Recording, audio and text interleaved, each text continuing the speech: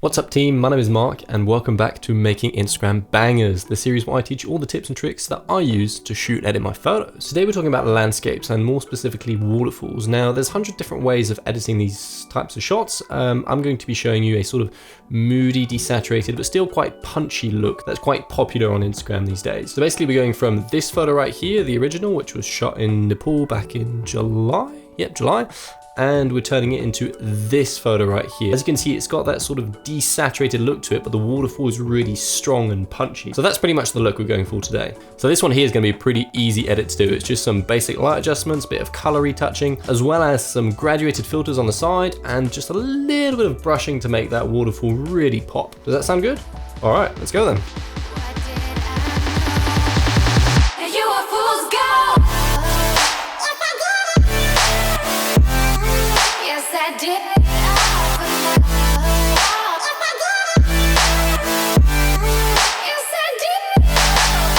Okay, so we're in Lightroom right now, and the first step for me, as usual, is going to be to scroll all the way down here and remove chromatic aberrations and enable profile corrections. That way it's done, I don't have to think about it.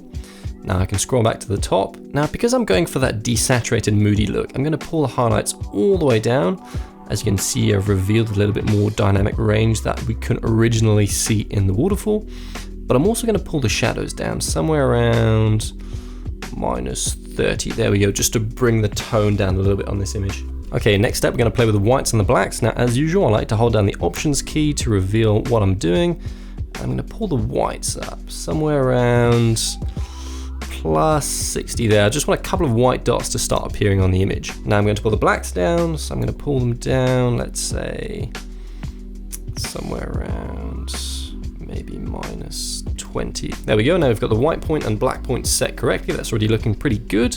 And because I want this image to be vibrant and pop, I'm going to pull the clarity up. Now, I don't want to pull this up too much, so let's go maybe +20, something like that. I don't want it to be too striking yet. We might come back to it later. Now, a quick trick, you can use the white balance selector tool, which is here. I always like to give that a try and see how it looks. There we go, that looks pretty good. I might bring the warmth up just a little bit, actually, maybe around, yeah, 5900, that should be fine. I'm quite happy with the tint, that looks good to me.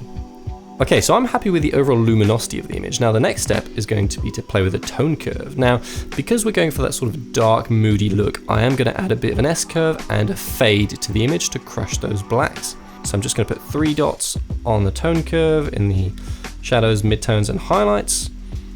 And I'm going to pull the blacks up just a little bit to get that fade, and pull the shadows down, introduce a bit of contrast. There we go. That might be a bit too much. There we go. And I pull the highlights up. There we go. If you look at the before and after, that's already looking much more striking, and I'm really liking that fade in the shadows there. That looks really nice. Now you could leave the image at this. I'm quite happy with how it looks as is, but the aim of this tutorial is to look at sort of a more moody Instagram look that we see all over. So I'm going to scroll down to the hue, saturation, and luminance panel.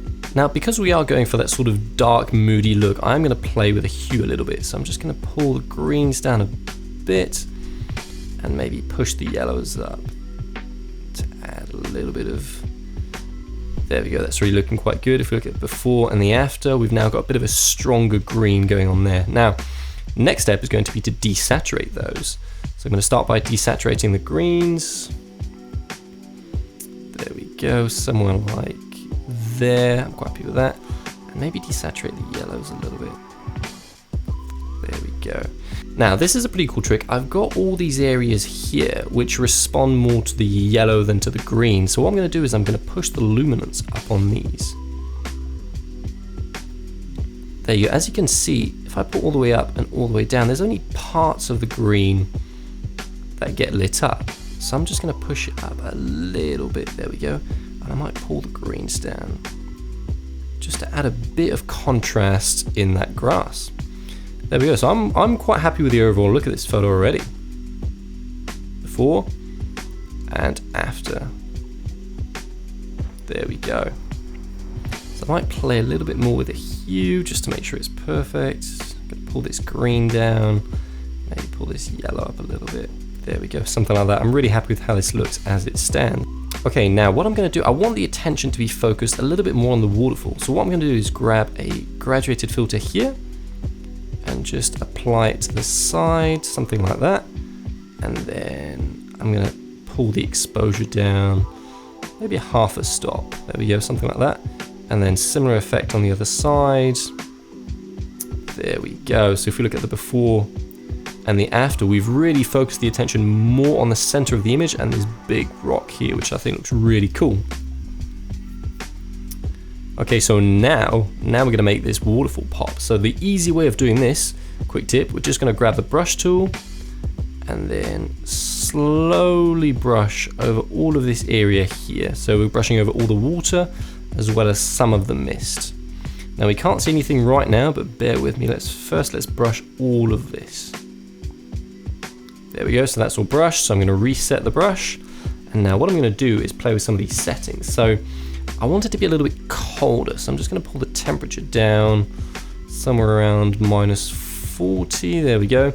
Now it is a bit too strong, so I am gonna pull the saturation down. I just wanna cool the areas without overpowering them with color. So I'm putting the saturation down to -100, something like that, looks pretty good. I'm gonna boost the exposure up. Let's say half a stop, something like that. I'm gonna pull the highlights up just a little bit, just to make sure it's popping. There we go, and the shadows, I'm gonna pull all the way down to try and recover some of that detail. Basically, I don't want it to be too strong of an effect, and I want to conserve some of the detail in this waterfall. I just want it to be really strong and white. So if we look at the before and after, it's already looking much more vibrant, but we haven't lost too much detail. So if I scroll back up, I'm gonna pull the whites down just a little bit. There we go, because I don't want all these white areas to be too crushed. So if we look at before and the after, this is already looking much stronger. This is a much stronger image. So there you go, this is already looking really good. One final step for me is I'm gonna scroll all the way down and I might add just a little bit of vignette onto this image just to focus the attention a little bit more into the center. Now this is looking really good. You could play around with the temperature a little bit just to, you know, finish the image off. Something like that could look nice just to add to that sort of moody, dark atmosphere. But for all intents and purposes, I reckon this looks really good. And we've added a lot of light here and on the waterfall. And we've lost a lot of that noise and details that we weren't really interested in that were surrounding the photo. So this looks really good. Final step, of course, is to crop this for Instagram. So I'm gonna hit the crop tool. I'm gonna hit 4:5, which is the Instagram ratio. And something like this should be fine. And there you have it. Boom, super easy, look at that. So we went from this photo right here, the original looked all right, it's pretty good, and turned into this moody, cool, vibrant waterfall shot. This looks really, really good. Using only basic tools, graduated filters, brush tool, a couple of color adjustments, really basic, and there you go. So as I mentioned, there's 100 ways of doing this sort of desaturated, moody look. I think the key really is to pull the saturation down and play with those luminance values, so you are creating a bit of contrast in the color. You can highlight certain areas of the grass, for example, as opposed to others, so that looks really good. So that's it for the tutorial, guys. I hope you found this useful. If you did, I'd really appreciate it if you hit that like button. Drop me a comment, let me know what you want to see next, and I'll make a tutorial on that. And if you're new to the channel, my name is Mark. I'm a photographer, videographer, and I teach you all the stuff that I know. So make sure to subscribe and stay tuned. There'll be a lot more of these coming. And in the meantime, stay creative, guys. Take care.